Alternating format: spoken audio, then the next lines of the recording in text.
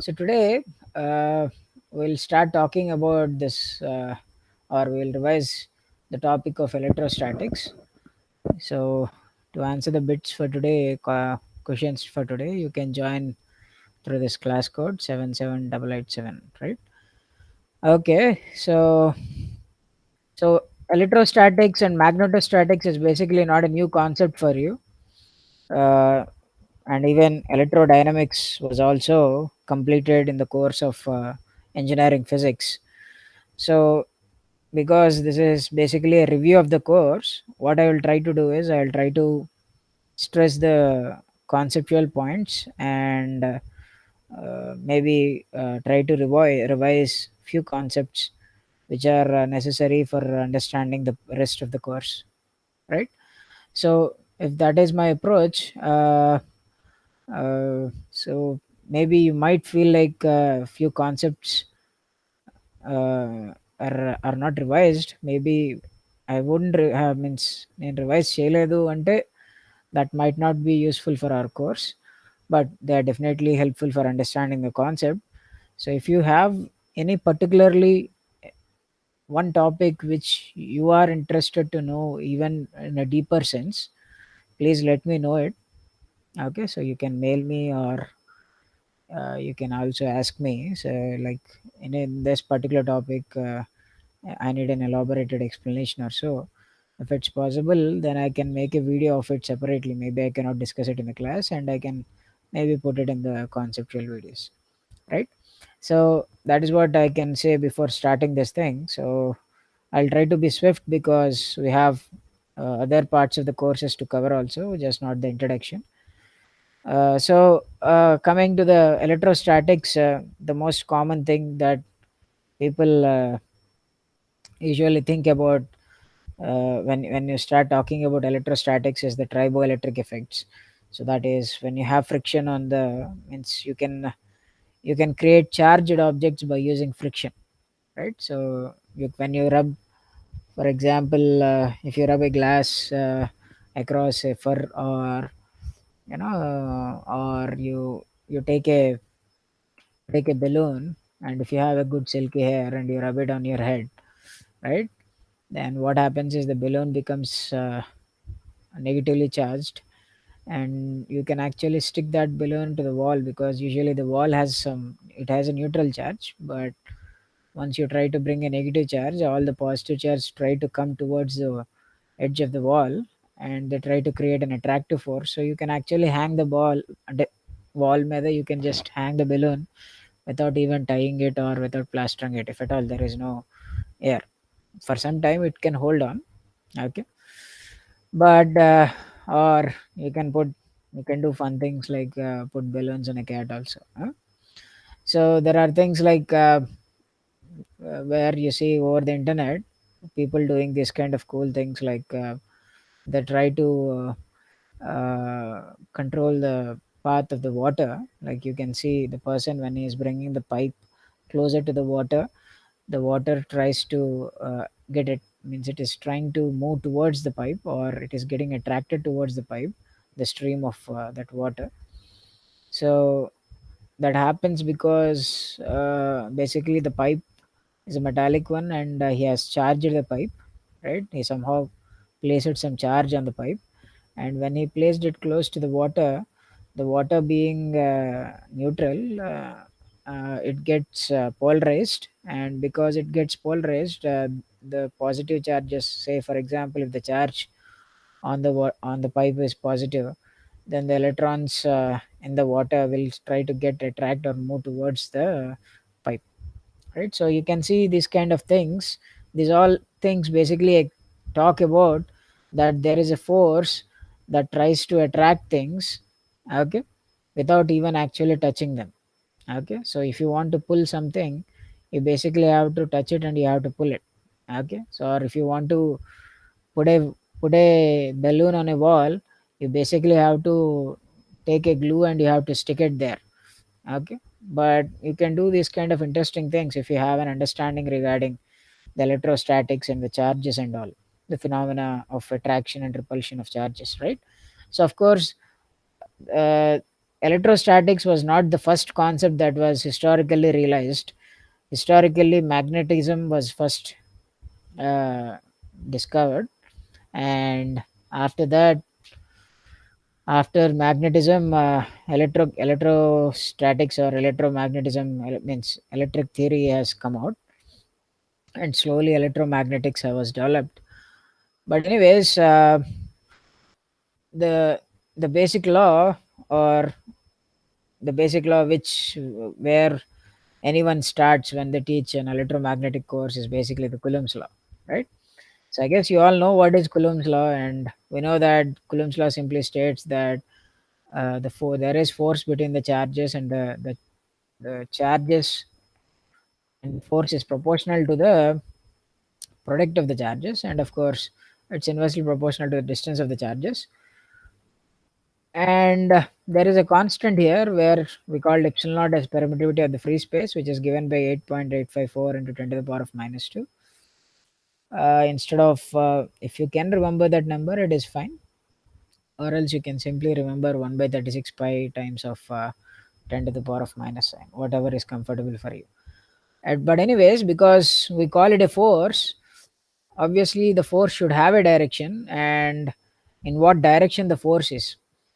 So కులుమ్స్లో చెప్పేటప్పుడు ఏంటంటే, in your college level or PUC level, not in engineering level, we usually people tend to not talk about the direction of the force, because they usually draw the direction of the force.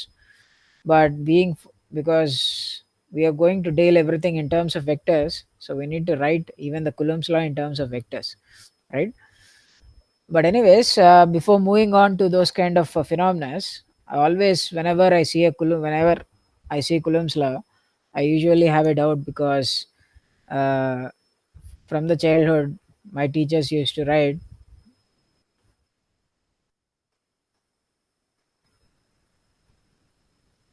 So they used to write that force is proportional to the product of charges, and it is inversely proportional to the distance between them.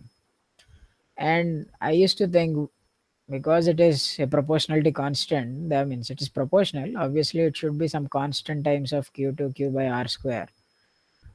So why didn't they choose constant as one? Okay. Why did they choose such a bizarre constant which looks like this, 1 by 4 pi epsilon naught? Do you think, did you ever think about it? Or anyone in the class have any idea regarding why such a bizarre constant was chosen?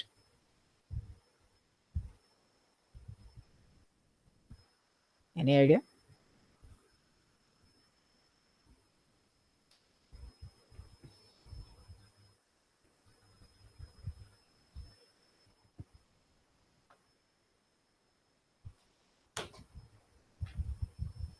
I mean, you could have went with a constant one. Okay. అంత simple idea కులంకి రాలేదంటారా? లేకపోతే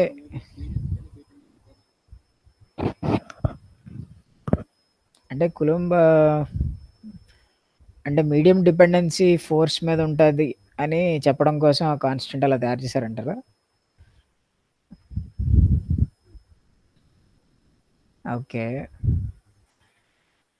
maybe it is like ఒక one day Coulomb was praying to the god, and he said, I framed everything, but I couldn't find a constant. Please, ఒక constant ప్రసాదించి దేవుడా అనగానే 1/4 epsilon ఇచ్చేసాడు అనుకున్నాం. So అదేం జరగలేదు. Okay. So that 1/4 epsilon naught constant actually comes out only because of the unit system. Okay. The problem was, when the law was made out, the unit system was not SI system. Okay.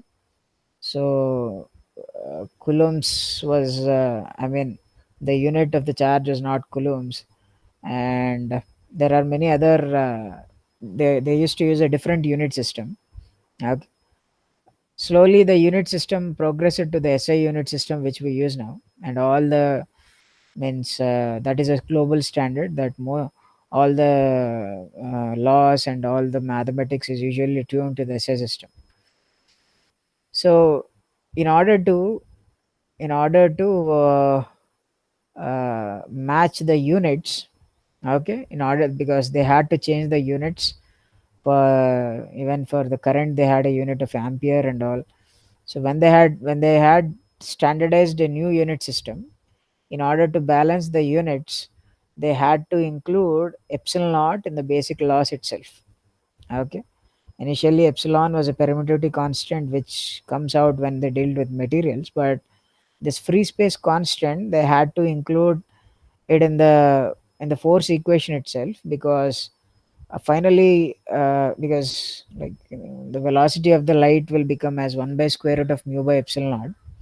Okay, so while managing the units here and there, okay, maybe we don't want to go it into deep, but I can say that to clear out the issues in the unit system, they went for this epsilon naught replacement in the law. Constant లోనే epsilon naught తీసుకున్నారు. So that ముందు ముందు వచ్చే, అంటే ఇది use చేసుకుని construct చేసే loss అన్నిటి మీద యూనిట్స్ అన్ని కరెక్ట్గా సెట్ అయ్యేలాగా ఉండటం కోసం. అయితే 4π ఎందుకు వచ్చింది అంటే, because we call this as a rationalised unit system. అంటే like if you don't use 4π here, ఇక్కడ 4π వాడలేదనుకోండి, one you will get a 4π in the final version of Maxwell equations. So if you ever saw the final versions of Maxwell equations, like del dot D is equal to Q, and del cross of H is equal to dou D by dou T plus J, or del cross of E is equal to minus dou B by dou T, and del dot B equal to 0. So this is the final version of Maxwell equations, where you don't see any 4π or anything. But initially, the initial version of the Maxwell equations used to have this 4π value also in the final analysis. So ఆ 4π ఎందుకు వచ్చేదంటే, just simply because initially in the calculation somewhere you get that 4π as a included one. So అది అట్లా continue అవుతూ అవుతూ final వెర్షన్లో కూడా వచ్చేది. So in order to also rationalize that 4π out of this Maxwell equations and to give a clean picture, what they have done is they have included the constant in the 4π constant also in the initial Coulomb's law itself. So that is how the constant became 1 by 4 pi epsilon naught, a very bizarre kind of constant which we never use, right? Because a better constant would have mean 1. So anyways, that said, let us dig into, or let us try to see what is your knowledge in this Coulomb's law. So here is a question. Okay, so you can join through this class code 77887 through the through the URL classpoint.url, and here you can see that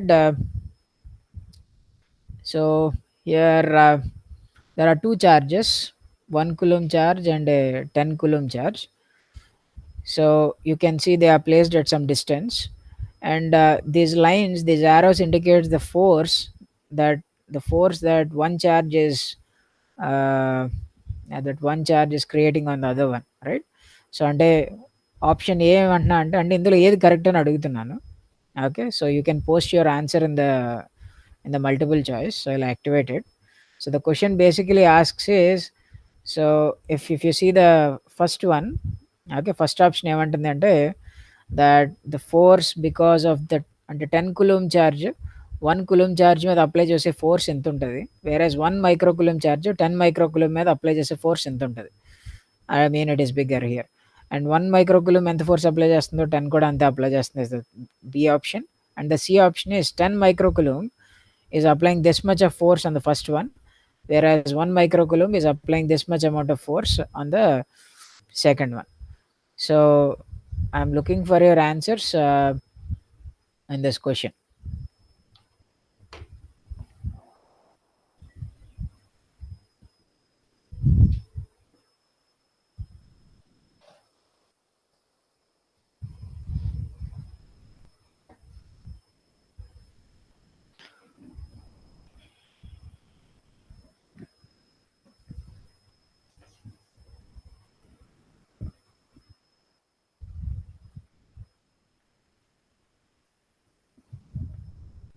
I think it's a simple one. I think most of them can answer it also.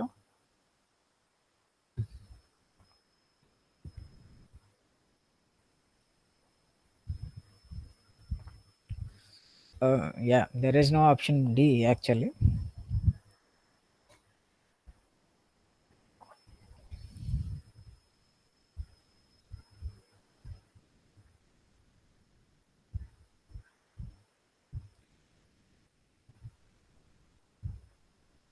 All right, so let us see what are the answers we got. Okay, let me close the submission.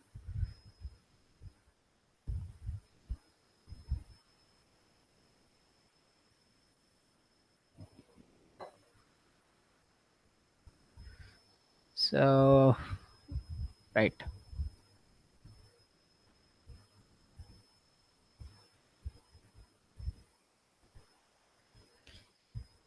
Yeah. So, this is what I can see that, of course, there is no option D here, but I can see that most of the people went with option C, and there are few people who went with option B.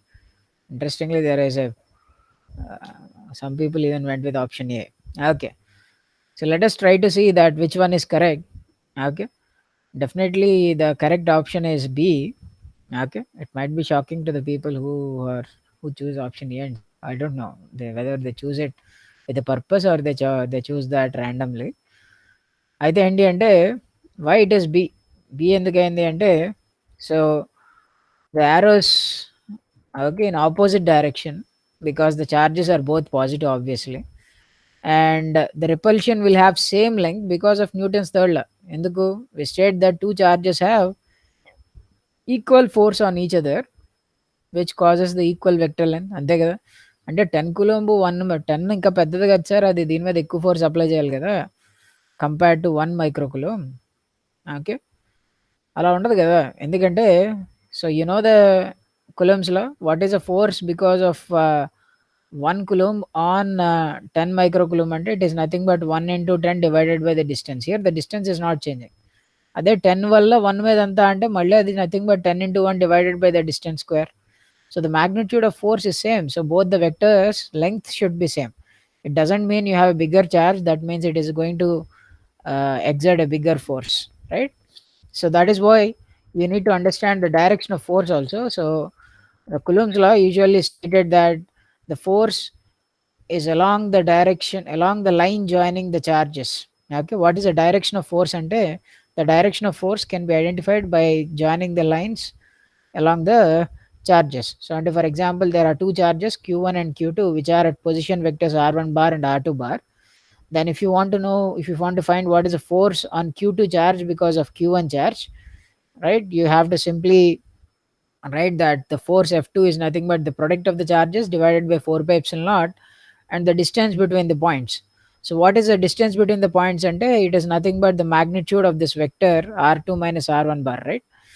So, and what is the direction of the force? To get the direction of the force, as the Coulomb was saying, so Coulomb ఏం చెప్తున్నాడు, he's saying that you draw a line from q1 to q2 and in that direction your అదే direction లో నీ force ఉంటుంది అంటున్నాడు. So if you have to write a direction, so because I know the అంటే q1 నుంచి q2కి I can draw a vector. Okay, so the vector is r12. Okay, but if I want to find a vector in the direction of r12, simply I have to take the unit vector in that particular direction, right? So I'll divide it by its magnitude. So this is your direction, right? This is your direction of the force. So this is nothing but the force because of q1 charge and q2 charge. So if you ask me what is the force because of the first, I mean the force because of the second one on the first charge, right? So అదంతా అంటే it will be exactly, it would be exactly opposite, right? Any issue?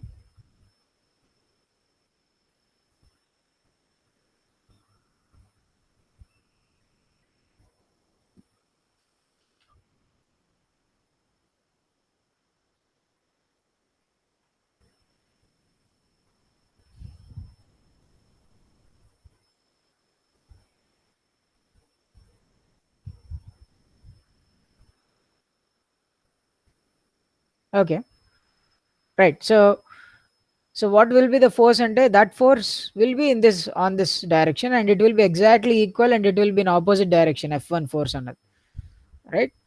So if you ask, so you might now get a doubt that, sir, can the net force become zero?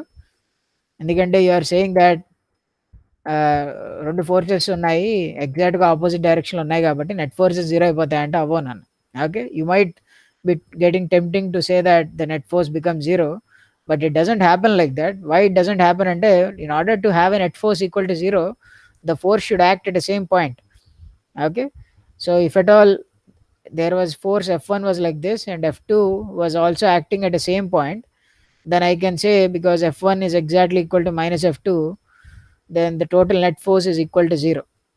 But here you can see the force, if there are two charges A and B, this force FBA means the force, because charge A is acting on charge B, is basically at this location, and this force is at this location. So if run to opposite forces, but they are acting at a different locations, you cannot cancel them out. So because I see students that who always wants to cancel out forces which are in opposite direction, so don't get tempted into that kind of pitfall, right? Okay, so we'll be talking about the electric field. Okay, so ఇప్పుడు దాకా ఏంటంటే we saw the basic thing of Coulomb's law. So Coulomb's law నుంచి the next step usually which we go is to establish the concept of electric field. And of course I know that you also know the definition of electric field as the force you have per unit charge. Okay, uh, then means what is the necessity of having such a electric field, or what is the necessity of having a field theory? So ఏంటంటే field theory was developed, okay, because of this concept of action at distance. Okay, so action at distance ఏంటి sir అంటే it looks like a magic. Okay, so say for example, if somebody brings a magnet like this, north and south pole, and he puts another magnet here. Okay, and if he tries to move this one, what happens to this one is it starts to move also, అంటే అది ripple అవుతుంది కాబట్టి it starts to move. If you know it is a magnet, then you know that మీరు అది పెద్ద అదొక కొత్త విషయం కింద ఏం ఫీల్ అవ్వరు, అంతే కదా. ప్రాబబ్లీ అది ఎందుకంటే మీకు చిన్నప్పటి నుంచి ఇట్లా ఉంటాయి అలా ఉంటాయని మీకు నేర్పించాం కాబట్టి, అంటే నేర్పించారు, మీ టీచర్స్ నేర్పించారు కాబట్టి probably you have that idea and you don't get surprised when you see such a phenomena. But when this phenomena was initially discovered, okay, it was definitely a surprise to the people in that era. ఎందుకంటే అప్పుడు దాకా నువ్వు ఏదైనా ఒక ఆబ్జెక్ట్ని కదపాలి అంటే నువ్వు కష్టపడి దాని చేతితో పట్టుకుని తొయ్యాలి. Okay, say for example, if you want to push a chair, ఒక చైర్ని తొయ్యాలి, లేకపోతే if you want to push a desk, okay, you have to put your hands or you have to use your body to push it. Okay, or you can also have some object in your hand and you have to push it. అంటే physical contact లేకుండా ఒక ఆబ్జెక్ట్ని move చేయగలమా అంటే ఇది మ్యాజిక్కే కదా. అంటే మీరు సే for example ఇలా చేతితో ఇలా అనగానే అటుపక్క మనిషి ఎగిరిపోయాడు అనుకోండి, వెంటనే ఏమంటారు, అరే వాడు ఏదో మ్యాజిక్ చేస్తున్నాడు అంటారు. సో ఇక్కడ కూడా it is a kind of concept like that, because the force, there is no physical contact of force, so నువ్వు డైరెక్ట్గా ఏమీ తోయట్లేదు. Okay, simply when you're bringing it closer, this other object is moving. Okay, అది ఎందుకు కదులుతుంది అన్నదాన్ని explain చేయడానికి ఏం లేదు, but is a phenomena which you see in nature. Just like ఒక యాపిల్ కిందకి పడుతుంది, పైకి ఎందుకు ఎగరట్లేదు అంటే it is happening in our nature. నా నేచర్ చుట్టూ నా the nature which I mean, okay, or the ఏమంటారు, the environment which I mean, okay, నేను చుట్టూ ఉన్న ఈ ప్రపంచంలో అలాగే జరుగుతుంది. So that is what I see. In the same way when I bring two charges also, right, I can see that one charge is exerting force on the other without actually touching them. అంటే ఈ charge ఏం వెళ్ళి దాన్ని touch చేయట్లేదు, but at a distance action is happening, అంతే కదా. Action అంటే నా ఉద్దేశంలో it is trying to move an object without even touching it. So ఈ ఫినామినానే యాక్షన్ అట్ డిస్టెన్స్ అని అంటాం. So when you see such kind of phenomenas, okay, so ఇలాంటి ఫినామినాని ఎక్స్ప్లెయిన్ చేయడానికే, అంటే బికాస్ అది మనకి నేచర్లో కనిపిస్తుంది. సో ఈ ఫినామినాని అర్థం చేసుకుని ఈ ఫినామినాకి రిలేటెడ్గా కాన్సెప్ట్స్ని ఇంకా డెవలప్ చేయడం కోసం, first of all we need to create a mathematical construct on it. So of course that was developed by coulomb and ampere. Okay, and so coulomb and ampere ఏం చేశారంటే, in order to understand this problem of action at a distance, అంటే physical contact లేకుండా ఒక object మీద ఇంకొక object force apply చేసుకుంటుంది అని అర్థం చేసుకోవడానికి they went with the idea of saying that, so let us, what we can see is that a charge at one location is exerting force on a charge in another location. అంతే కదా, ఎక్కడ వేరే లొకేషన్లో ఉన్న charge మీద force apply చేస్తుంది. అలాగే ampere కూడా ఏం డిస్కవర్ చేశాడంటే, a current carrying wire which is present at one location can actually exert force on a current carrying wire which is present at another location. Okay, so in order to address these issues, which is action at a distance, they went with the theory of creating a fields around the sources. అంటే ఏమనుకున్నారంటే, instead of thinking that ఇక్కడున్న positive charge ఈ positive ఛార్జ్ని తోస్తుంది ఎట్లా. Okay, maybe మనం ఇలా అనుకుందాం, ఏమనుకుందాం అంటే, maybe ప్రతి ఛార్జ్ చుట్టూరు, అంటే ఏంటంటే ఫర్ ఎగ్జాంపుల్, సో ఇక్కడ Q1 అనే ఛార్జ్ ఉంది, ఇక్కడ Q2 అనే ఛార్జ్ ఉంది. Okay, so say for example Q2 అనే ఛార్జ్ ఇక్కడ ఉన్నాడు, సో Q1 ఇక్కడ ఉన్నాడు. ఓకే, సో ఇప్పుడు ఇక్కడ Q2 ఛార్జ్ నించున్నప్పుడు వాడి మీద ఫోర్స్ ఇంత అప్లై అయింది. అదే ఫర్ ఎగ్జాంపుల్ Q2 ఛార్జ్ ఇక్కడికి వచ్చి నించున్నాడు అనుకోండి, ఇంకా దగ్గరగా ఉన్నాడు కాబట్టి వాడి మీద ఈ డైరెక్షన్లో చాలా ఎక్కువ ఫోర్స్ అప్లై అవుతూ ఉంటుంది. సో బేసిక్లీ ఏంటంటే, ఓన్లీ ఛార్జ్ ఎక్కడి నుంచి ఉంటేనే కాదు, ఈ Q1 అనే ఛార్జ్ చుట్టూరు ఎక్కడి నుంచినా కూడా there is always some force which is applied on him. వాడి మీద ఫోర్స్ అప్లై అవుతుంది. ఆ ఫోర్స్ ఏంటంటే, వీడేం దగ్గరికి వచ్చి డైరెక్ట్గా తోయట్లేదు, అంటే ఇట్ ఈస్ ఆల్మోస్ట్ లైక్ నువ్వు నా దగ్గరికి వస్తే ఎగిరిపోతారా అన్నట్టుగా ఉంది. ఓకే, అంటే వీడి దగ్గరికి ఎవడైనా రావాలంటే వాడి మీద ఎప్పుడు ఫోర్స్ పడుతూనే ఉంటుంది అన్నమాట. So can I think that, can I imagine that అంటే ఈ Q1 అనే ఛార్జ్ చుట్టూరు there is some kind of force field. అంటే ఏంటి, ఈ ఛార్జ్ చుట్టూరు ప్రతి పాయింట్ దగ్గర ఏదో ఒక రకమైన ఒక ఫీల్డ్ ఉందని అనుకోవచ్చు. సో ఎవరైనా ఆ ఫీల్డ్లోకి ఎంటర్ అయ్యారంటే వెంటనే వాళ్ళ మీద ఫోర్స్ వస్తుంది. ఇలా అనుకోవడంలో it is a good way of understanding the concept. We don't know why that field is అక్కడ. ఆ ఫోర్స్ ఫీల్డ్ వాడికి ఎందుకు ఉంది అన్నది నాకు తెలియదు. But to explain the phenomena that I see that ఒక ఛార్జ్ ఇంకో ఛార్జ్ మీద ఫోర్స్ అప్లై చేస్తుందన్న ఫినామినా అర్థం చేసుకోవడానికి నేనేమనుకోవచ్చు అంటే, ఈ Q1 అనే ఛార్జ్కి చుట్టూరు ఒక ఫోర్స్ ఫీల్డ్ ఉంది, or that field I will call it as an electric field here. Okay, so what Coulomb thought is, why don't we attribute, అంటే ప్రతి ఛార్జ్కి దాని చుట్టూరు ఒక ఫీల్డ్ ఉందని చెప్తే ఏంటి ప్రాబ్లం. ఓకే, సో ప్రతి ఛార్జ్కి ఒక ఫీల్డ్ ఇస్తాం. అంటే say for example 1 Coulomb charge ఉందనుకోండి, దాని చుట్టూరు ఒక ఫీల్డ్ ఉంటుంది. అలాగే 2 Coulomb ఛార్జ్ ఉందనుకోండి, దాని చుట్టూ కూడా ఒక టైప్ ఆఫ్ ఫీల్డ్ ఉంటుంది. రెండు సేమ్ అవ్వవు. Okay, if there are 2 charges like this, 1 Coulomb and -1 Coulomb, రెండు ఛార్జెస్ని పక్క పక్కన పెట్టాం. సో ఇలాంటి ఛార్జ్ సిస్టమ్ చుట్టూరు there will be another type of field, right? Maybe this field is, ఇది E1 ఫీల్డ్ అయితే ఇది E2 field and this is E3 field. So what I can do is, ప్రతి ఛార్జ్ సిస్టమ్ చుట్టూరు I can attribute it a unique field. అంటే ప్రతి స్టూడెంట్కి ఒక unique ID card ఇచ్చినట్టుగా ప్రతి ఛార్జ్ డిస్ట్రిబ్యూషన్కి, for every charge distribution or for every charge I can give, అంటే దానికి, అంటే ఆ ఛార్జ్కి పర్టికులర్గా ఒక యునిక్ ఫోర్స్ ఫీల్డ్ ఉంది దాని చుట్టూరు అని నేను చెప్పొచ్చు, right? It is like its unique property. Like for example you say that, అరే that person is very funny, that is his unique nature, right? That person is always moody, that is his unique nature, right? So అట్లా ప్రతి పర్సన్కి ఒక common quality or ఒక personality ఉన్నట్టుగా ప్రతి ఛార్జ్కి కూడా దాని చుట్టూ ఒక అట్రిబ్యూట్ ఉంటుంది, that is created by that charge only, and అది మెయింటైన్ చేసుకుంటూ ఉంటుంది అన్నమాట. దాని చుట్టూరు ఆ టైప్ ఆఫ్ అట్రిబ్యూట్ని మెయింటైన్ చేసుకుంటూ ఉంటుంది. సో ప్రతి ఛార్జ్కి ఒక ఎలక్ట్రిక్ ఫీల్డ్ అని ఒక అట్రిబ్యూట్ ఇవ్వచ్చు. అలాగే ప్రతి కరెంట్కి దాని చుట్టూరు ఒక మ్యాగ్నెటిక్ ఫీల్డ్ అని ఒక అట్రిబ్యూట్ ఇవ్వచ్చు. అలా ఇచ్చామనుకోండి, then whenever if some other charge comes into the field of this Q1 charge, then it will feel a force. అలాగే ఒక కరెంట్ క్యారింగ్ వైర్ చుట్టూరు ఇంకో కరెంట్ క్యారింగ్ వైర్ వచ్చినప్పుడు, because this current carrying wire is actually coming into the field that is created by the first current carrying wire, so then the second current carrying wire will feel the force.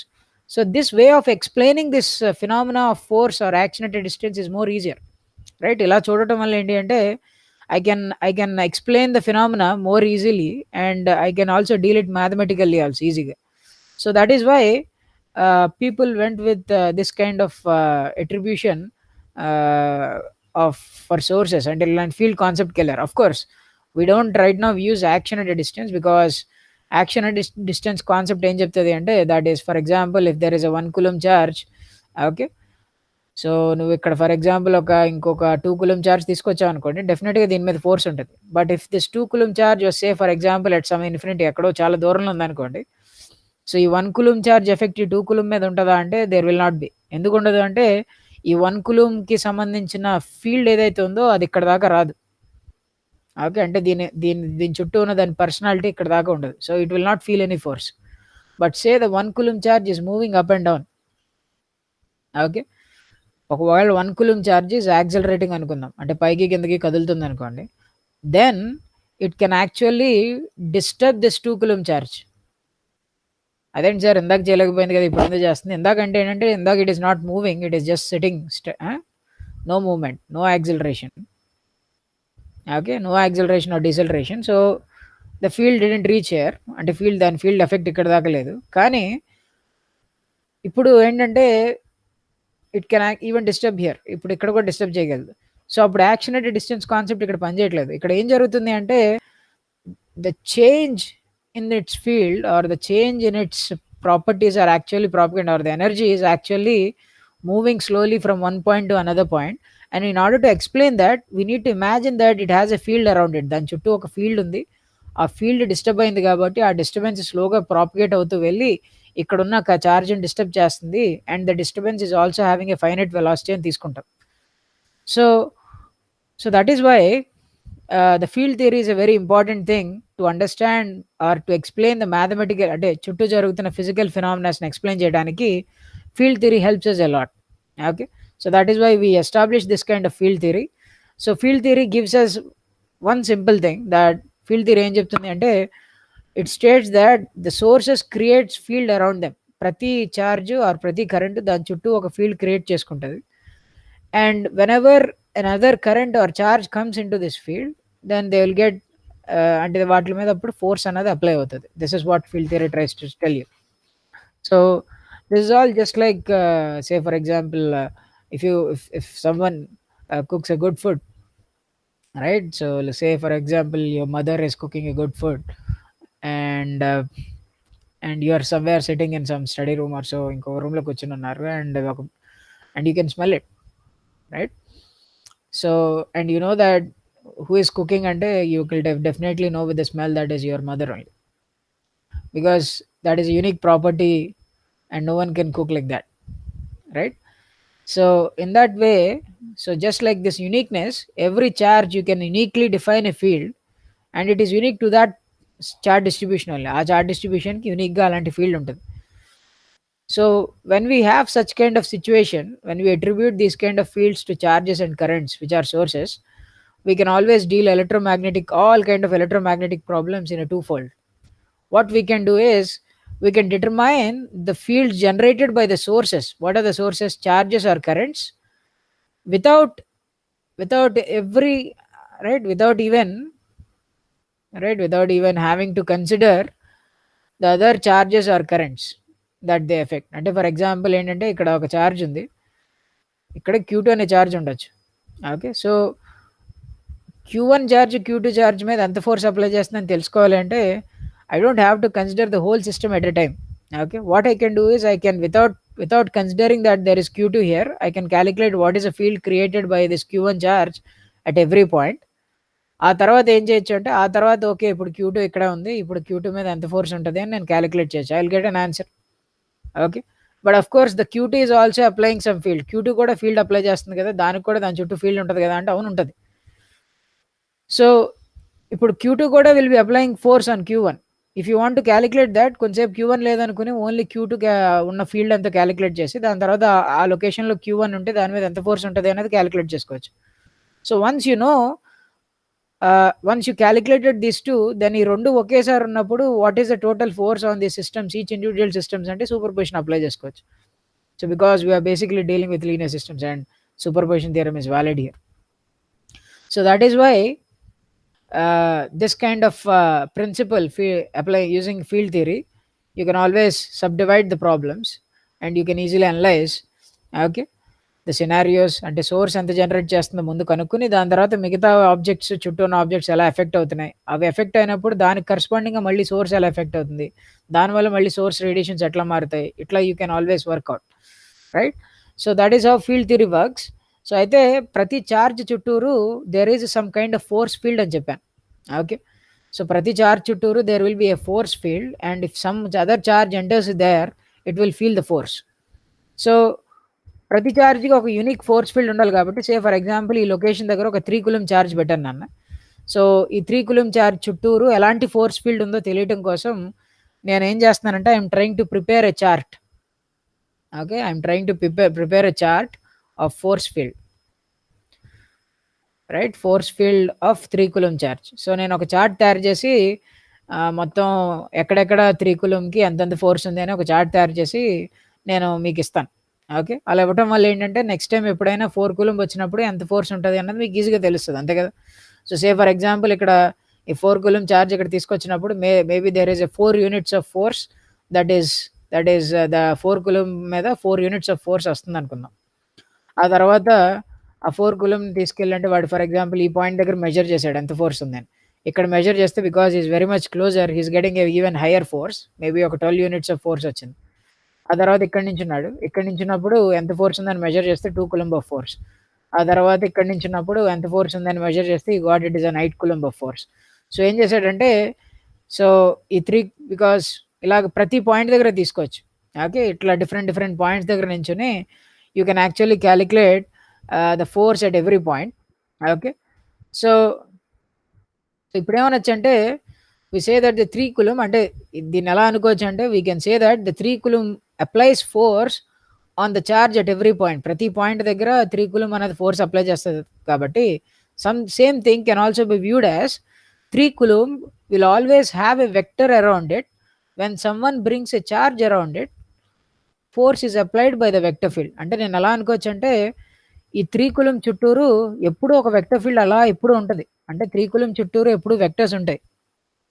Okay, అదేంటది ఇక్కడ vectors ఉన్నట్టు నాకు తెలియట్లేదు అంటే నీకు తెలియాలి అంటే నువ్వేం చేయాలి, ఒక 4 కూలంబ్ని ఇక్కడ తీసుకొచ్చి పెట్టావు అంటే నీకు వెంటనే దాని మీద 8 న్యూటన్స్ ఆఫ్ ఫోర్స్ దాన్ని తన్నుతూ ఉంటుంది బయటికి. Okay, so that is what you need to understand regarding the field. So field అన్నది ఏంటి అంటే ఒక 3 కూలంబ్ చార్జ్ చుట్టూరు at every point we imagine that this 3 coulomb charge is maintaining that field around it. ఎందుకంటే 3 coulomb అనేది దాని చుట్టూ ఉన్న అన్ని పాయింట్స్ దగ్గర ఫోర్స్ అప్లై చేయగలదు కాబట్టి I can imagine that this 3 coulomb is having an inbuilt field. అంటే దానికి సంబంధించిన ఒక ఫీల్డ్ దాని చుట్టూరు ఉంది అని నేను అనుకోవచ్చు, right. But the problem with this kind of chart is okay this chart is only valid for a 4 coulomb. Okay, నేను ఇలాంటి ప్రిపేర్ చేసినప్పుడు ప్రాబ్లం ఏంటి అంటే సో నేను ఇక్కడ తయారు చేసినప్పుడు అంటే 3 కూలంబ్కి ఈ పాయింట్ దగ్గర ఎప్పుడు 8 న్యూటన్ ఫోర్సే ఉంటుందా అంటే కాదు. సే ఫర్ ఎగ్జాంపుల్ నేను తీసుకొచ్చినప్పుడు ఈసారి ఒక 8 కూలంబ్స్ ఆఫ్ చార్జ్ ఉన్నవాడిని తీసుకొచ్చాను ఇక్కడికి.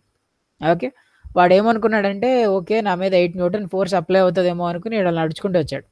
వస్తే వీడి మీద 8 న్యూటన్ కాదు ఇంకా ఎక్కువ ఫోర్స్ అప్లై అవుతుంది. Okay, then he will be surprised. అదేంటది నాకు ఇచ్చిన చార్ట్ ప్రకారం ఓకే ఈ పాయింట్ దగ్గర నించుంటే if I stand at this point I should have an 8 newtons of force కదా అంటే లేదు నీ మీద 8 న్యూటన్స్ రావట్లేదు ఇంకా ఎక్కువ వస్తుంది 16 అంత వస్తుంది అన్నారు. అలా ఎందుకు జరుగుతుంది అంటే అప్పుడు మేబీ అనుకుంటాడు మేబీ ఇంతమంది పర్సన్ చార్ట్ తప్పు ప్రిపేర్ చేశాడేమో మనం కరెక్ట్ చేద్దాం అని చెప్పి ఇక్కడ 16 దాని తర్వాత ఇక్కడ 24 ఇట్లా మార్చుకుంటూ వెళ్తాడు మొత్తం అంతా ప్రతి పాయింట్ దగ్గర. వీడు కూడా ఒక చార్ట్ తయారు చేసి మళ్ళీ చార్ట్ మార్చి వెళ్ళాడు. తర్వాత ఇంకొక రోజు ఏంటంటే ఇంకో రోజు 5 కూలంబ్ చార్జ్ వచ్చినప్పుడు మరి will this chart be useful అంటే no it is not again useful because he has to అంటే ప్రతి ఛార్జ్కి డిఫరెంట్ రెస్పాన్స్ వస్తుంది ఇక్కడ. కానీ రెస్పాన్స్ అయితే ఉంది అంటే ఏంటి 3 కూలంబ్ చుట్టూరు some kind of force field is there. కానీ ఆ ఫోర్స్ ఫీల్డ్ ఏంటి అంటే నువ్వు ప్రతిసారి ఏం ఛార్జ్ తీసుకొస్తున్నావు అన్న దాన్ని బట్టి మారిపోతుంది. అలా మారిపోతూ ఉంటే బాగోదు కదా. సో నేను ఒక యూనిక్గా డిఫైన్ చేయాలి. యూనిక్గా డిఫైన్ చేయాలంటే ఏ ఛార్జ్ తీసుకొస్తే బాగుంటుంది? Anyone? Yes. So if you bring a 1 coulomb okay so 1 coulomb తీసుకొచ్చాను అనుకోండి ఆ 1 కూలంబ్తో వచ్చే ఫోర్స్ ఎంతో నేను రాసుకుంటూ వచ్చాను అనుకోండి chart. Okay, so instead of bringing any random number if I bring a 1 coulomb charge and 1 coulomb వల్ల ఎంతెంత ఫోర్సెస్ ఉన్నాయి ప్రతి పాయింట్ దగ్గర అని నేను ఒక వెక్టర్ ఫీల్డ్ తయారు చేశాను అనుకోండి. Then now if I bring some new charge which is 5 coulomb, okay, because it is simply the force becomes 5 folds more than what I have in 1 coulomb, అంతే కదా. సో అంటే 1 కూలుంబ్ తీసుకొస్తే నీ 2 Newton force ఉంటుంది అని చెప్తున్నప్పుడు, నేను 5 coulomb తీసుకొస్తే definitely I will know that there will be 10 Newton here, that I can calculate. So ఇట్లాగా when I define a force field, okay, so నా చార్జ్ చుట్టూరు when I define a force field per unit charge, ఒక unit ఛార్జ్కి define చేసినప్పుడు this becomes a unique entity, okay, and it does not depend upon which charge you are bringing, that becomes a unique entity, and this unique entity is what we call as electric field, okay.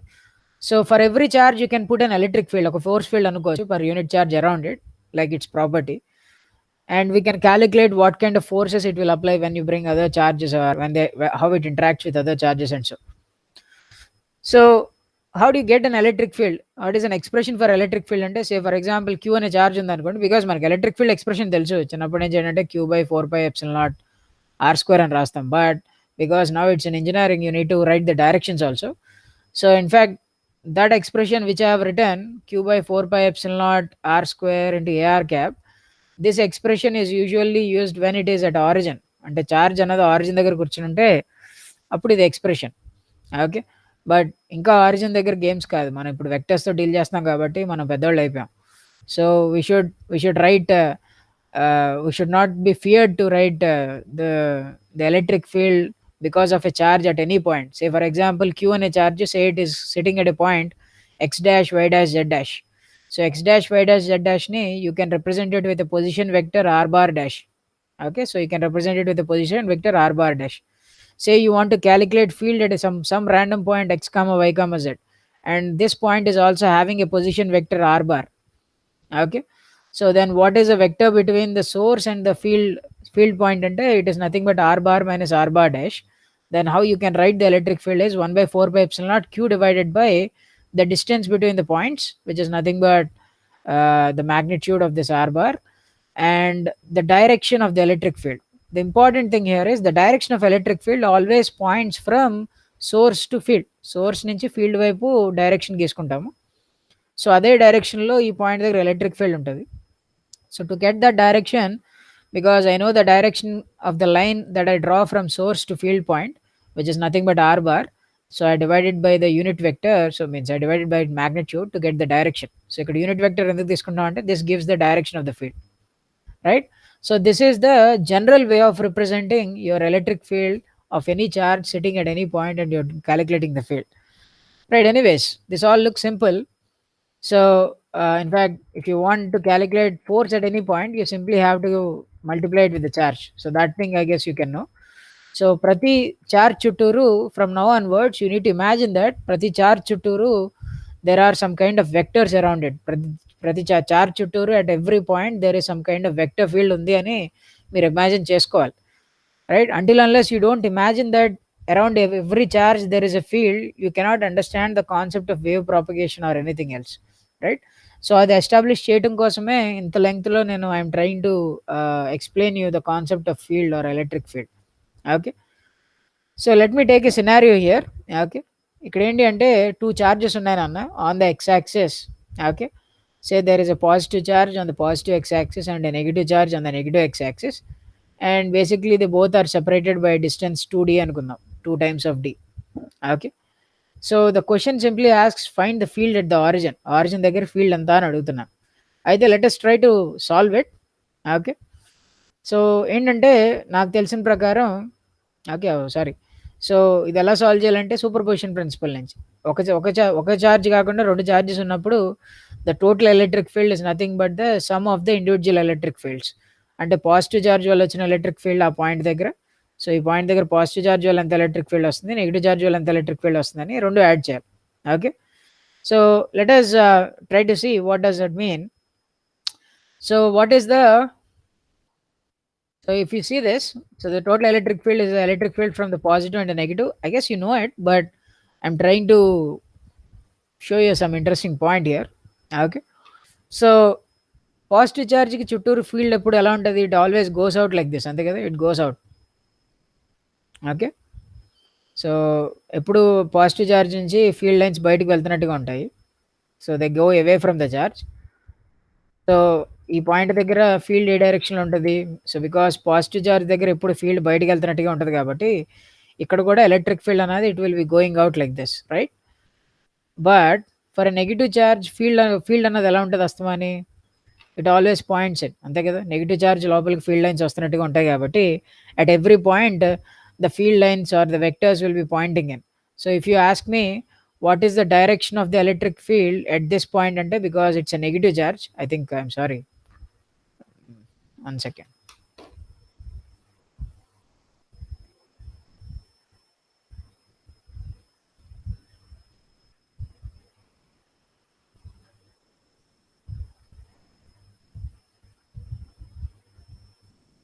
I think I have placed the arrow marks in a wrong way. uh, Let me try to change them.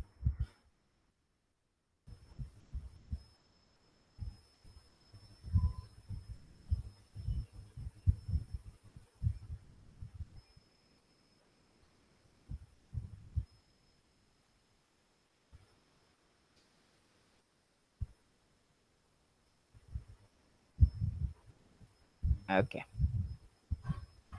so let me present it back.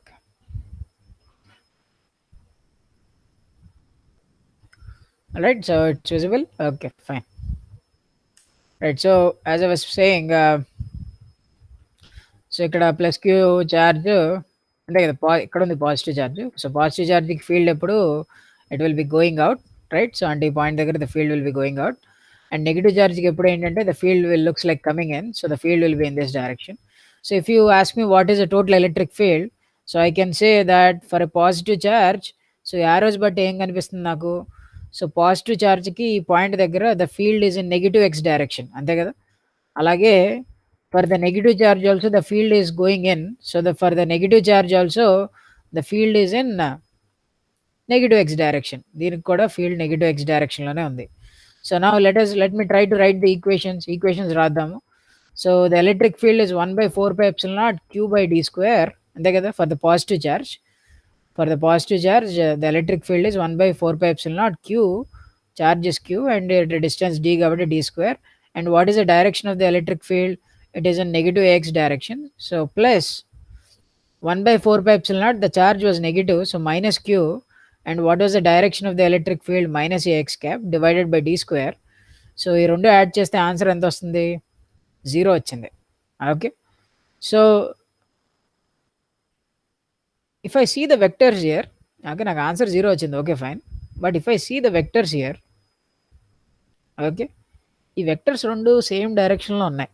రెండు same డైరెక్షన్లో ఉన్నాయంటే రెండు add అవ్వి నాకు double రావాలి, కానీ answer 0 వచ్చింది.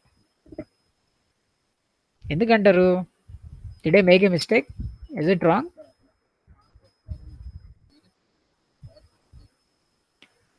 Yes. So basically this whole analysis is wrong. Okay, నేను చేసిన దాంట్లో ఐ మేడ్ ఎ మిస్టేక్, కావాలనే మిస్టేక్ చేశాను. So that you can know that where usually you go my mistake. సో ఏంటంటే ఇక్కడ మిస్టేక్ ఏంటి అంటే I made a mistake while writing the directions. Okay, అదేంటి సార్ మిస్టేక్ ఏముంది? ఇక్కడ క్లియర్గా కనిపిస్తుంది కదా, నెగిటివ్ ఛార్జ్కి ఎప్పుడు డైరెక్షన్ లోపలే ఉంటుంది. సో నెగిటివ్ ఛార్జ్కి డైరెక్షన్ మైనస్ ఏఎక్స్ క్యాపే కదా అంటే కాదు, నెగిటివ్ ఛార్జ్కి డైరెక్షన్ మైనస్ ఏఎక్స్ క్యాప్ రాయకూడదు. సో మిస్టేక్ ఎందుకు వచ్చింది అంటే because in our analysis Coulomb's ఏం చెప్తాడంటే, సో ప్రాబ్లం వచ్చింది కదా, ఇప్పుడు కులంకి ఫోన్ చేస్తే అడిగితే ఏమంటాడంటే నేను చెప్పింది ఏంటి, నువ్వు చేసింది ఏంటి అని అడుగుతాడు.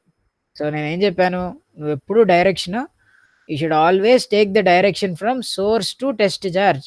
సోర్స్ నుంచి టెస్ట్ చార్జ్ వైపే నీ డైరెక్షన్ తీసుకోవాలి అంటాడు. అంటే మీనింగ్ ఏంటి? So if I'm trying to write the electric field of a negative charge, so I will write 1/4πε0, and because it's a negative charge I'll write minus q, and because the distance ఇక్కడ ఉంది negative charge, so ఈ point దగ్గర కనుక్కోవాలనుకుంటున్నాను కాబట్టి రెండాట్ల మధ్య distance d కాబట్టి d square.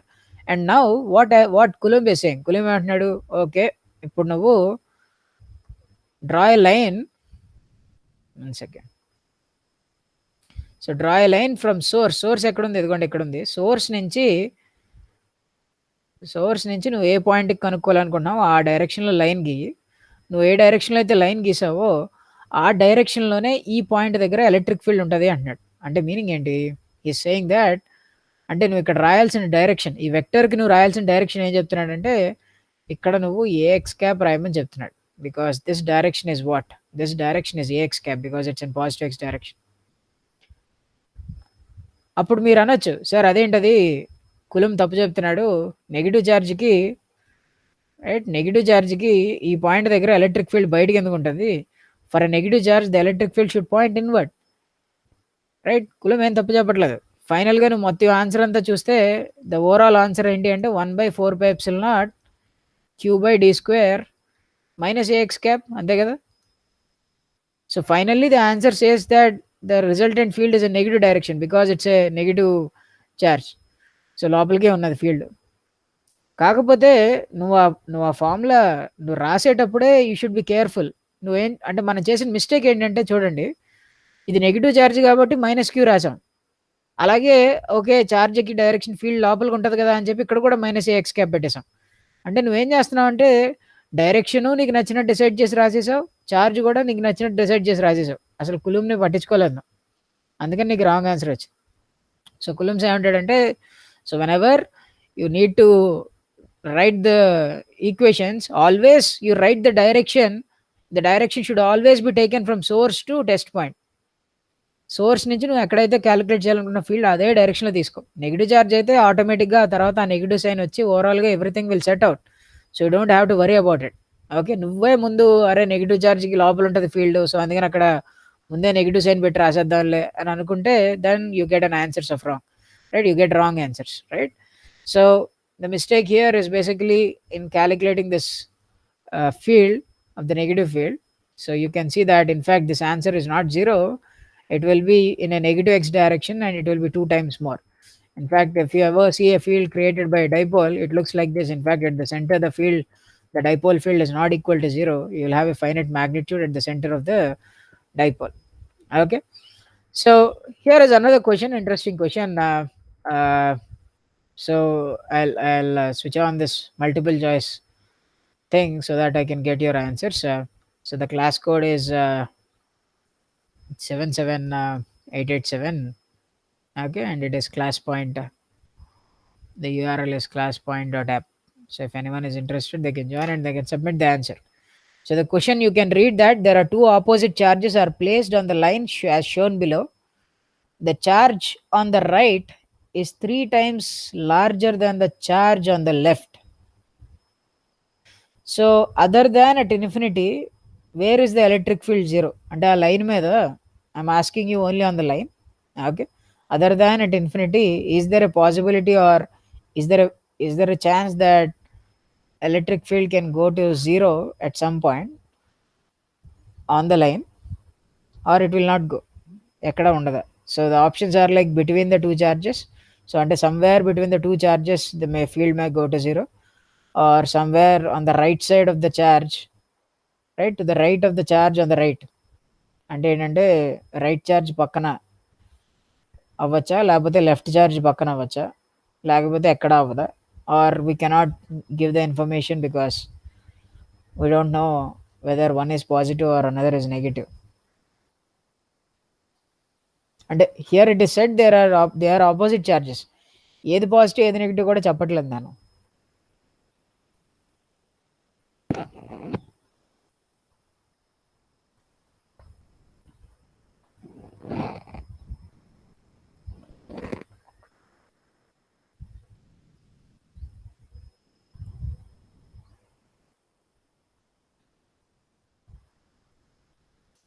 All right, so I'm waiting for your answers.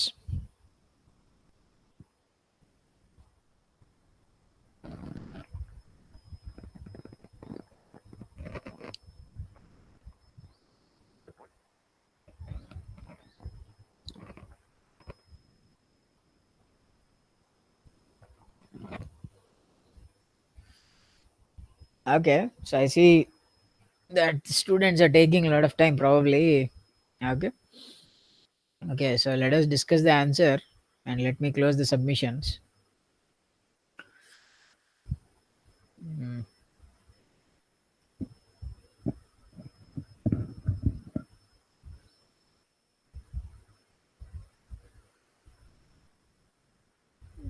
Right, around 45 people have answered. Okay.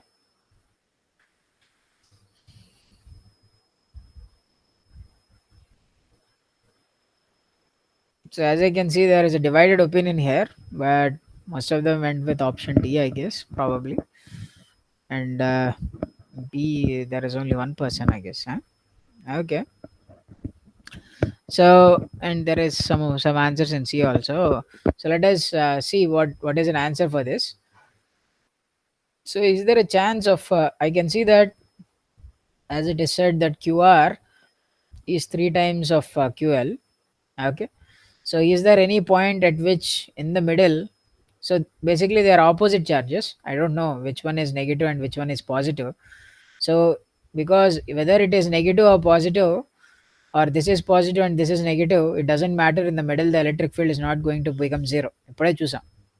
Okay, so never become an option B. అంటే between the charges ఎందుకు అవ్వదు అంటే always the positive charge will be exerting field like this at this point, and the negative charges also will be exerting field like this. So whether it is ఒకవేళ ఇది positive అది negative అయితే it will be exerting in this directions. So you will never get a zero in the middle. మీకు ఎక్కడ zero మిడిల్లో రాదు. వస్తే out side రావాలి. Either it can be here or whether it can be here. Okay, so on which direction you can have etuntadi. Okay, so let me show some kind of simulation here. Okay, say చూడండి, this is a simulation. సే మనం ఏం చేద్దాం అంటే ఒక 1 కూలం ఛార్జ్ని తీసుకెళ్ళి పెడదాం. Okay, so ఒక 1 కూలం charge చుట్టూరు ఫీల్డ్ ఎదుగుంటే ఎట్లా ఉంటుంది కదా, రేడియల్లీ అవుట్వర్డ్ ఫీల్డ్. సో దాని పక్కనే ఏం చేస్తానంటే ఒక నెగిటివ్ ఛార్జ్ని పెడతా. Okay, so this is the negative charge field, అంతే కదా.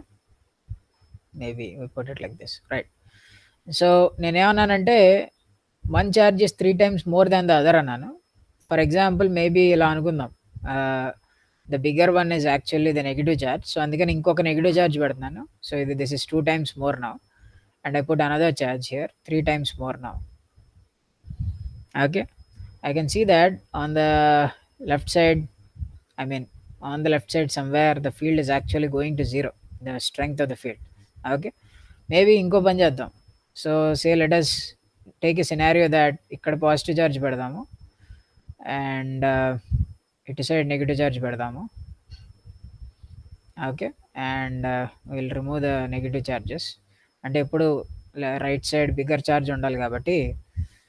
So let us take a scenario like this that so ఇటు సైడ్ ఉన్న charge is positive charge which is 3 times bigger అనుకుందాం. Okay, so 3 times bigger positive ఛార్జ్ని ఇటు పెట్టాను, అటువైపు ఉన్నది నెగిటివ్ ఛార్జ్ అనుకుందాం. ఇప్పుడు కూడా చూడండి, somewhere around the left side the field is going to zero. Okay, so so in fact అంటే ఆ diagram just give you visualization చూపిస్తాను, but this is how you can imagine. ఎందుకంటే if you are standing on this direction, ఈ direction ఇక్కడ ఎక్కడ నించున్నారనుకోండి, ఇక్కడ నించుంటే because this is 3 times big, if it was a positive charge it will be throwing you with a 3 times bigger arrow. And ఇక్కడి నుంచి ఏంటంటే ఇంకా చాలా దూరంలో ఉన్నారు కాబట్టి even though it is a negative charge which is trying to attract you in. Okay, దాని magnitude చాలా తక్కువ ఉంటుంది కాబట్టి ఇది ఈ డైరెక్షన్లో లోపలికి వస్తుంది ఆ పాయింట్ దగ్గర. అదే for example this was negative charge అనుకుని ఇది పాజిటివ్ ఛార్జ్ అనుకున్నా అనుకోండి, ఇక్కడ there is a big amount of attraction here. Okay, and because it is a positive charge here and it is very, ఇది చాలా స్మాల్ ఛార్జ్, అది చాలా దూరంలో ఉంది కాబట్టి so as distance increase the force will be less. So అందుకని ఇలా ఉంటుంది. సో ఇట్ సైడ్ ఏంటి అంటే there is no way the force the electric field will get cancels out, but ఇటు సైడ్ జరగచ్చు, లెఫ్ట్ సైడ్ జరగచ్చు. ఎందుకు జరగచ్చు అంటే because you can see that this charge ఇక్కడ నుంచి ఉన్నారనుకోండి, let us imagine a scenario that this is positive and this is negative.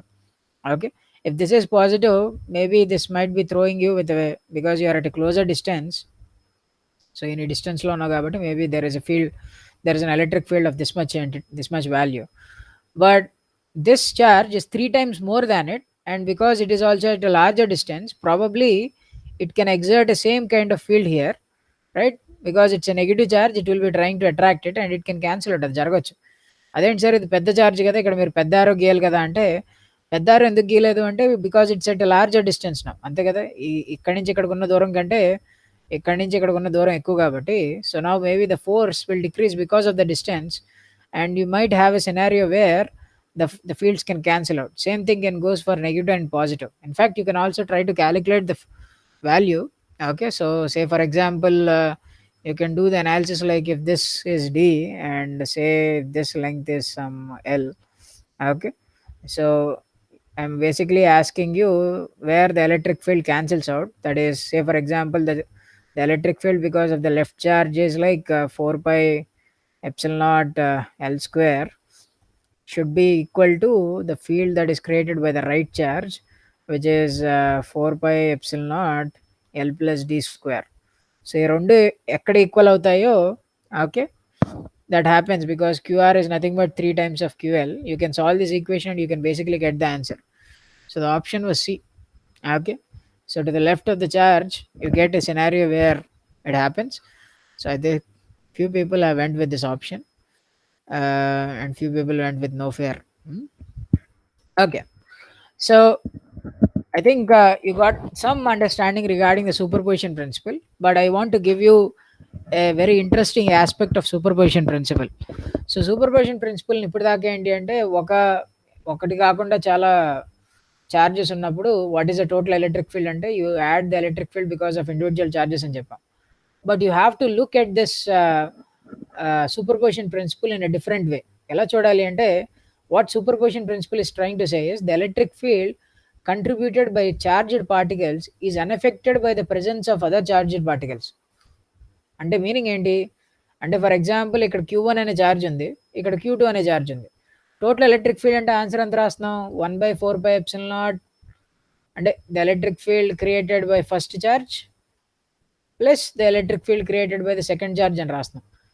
అంటే ఇలా రాస్తున్నాం అంటే మన మీనింగ్ ఏంటి అంటే Q1 దాని చుట్టూ అది క్రియేట్ చేసుకునే ఎలక్ట్రిక్ ఫీల్డ్, ఓకే, అది Q2 డిస్టర్బ్ చేయలేదు. అంటే ఈ Q2 పక్కన ఉండటం వల్ల Q1 దాని ఎలక్ట్రిక్ ఫీల్డ్ మార్చేసుకోదు. ఓకే, అదేంటి సార్ Q1 పక్కన ఉండటం వల్ల ఓవరాల్గా నెట్ ఎలక్ట్రిక్ ఫీల్డ్ మారుతుంది అంటే yes, net electric field changes. అంటే ఒకవేళ Q1 ఒకడే ఉన్నాడు అనుకోండి, let us imagine a scenario. So ఇక్కడ Q1 ఒకడే ఉన్నాడు అనుకోండి, then if some person comes here's and stands, he will feel a force like this. Okay, but say for example a new person ఇప్పుడు Q2 కూడా వచ్చాడు అనుకోండి, ఇప్పుడు అదే పర్సన్ ఈ పాయింట్ దగ్గరకు వచ్చి నించున్నాడు అనుకోండి, ఇందాకైతే ఈ డైరెక్షన్లో ఉంది, ఇందాక ఏ డైరెక్షన్లో ఉంది ఫోర్స్, ఇందాక ఇదిగోండి ఈ డైరెక్షన్లో ఉంది రేడియల్, రైట్, ఇందాక ఈ డైరెక్షన్లో ఉంది. ఇప్పుడు Q2 అనే పెట్టడం వల్ల చార్జ్ ఇప్పుడు ఏమవుతుంది అంటే you get a resultant force, అంటే now the force is in this direction, ఈ డైరెక్షన్లో ఉంది force, and maybe the magnitude might also change, right? The magnitude might also change or something might happen. So ante Q1 Q2 ఉండటం వల్ల overall గా the resultant electric field might change, and ఆ resultant electric field ఎలా వచ్చిందంటే that is nothing but the superposition of individual electric fields.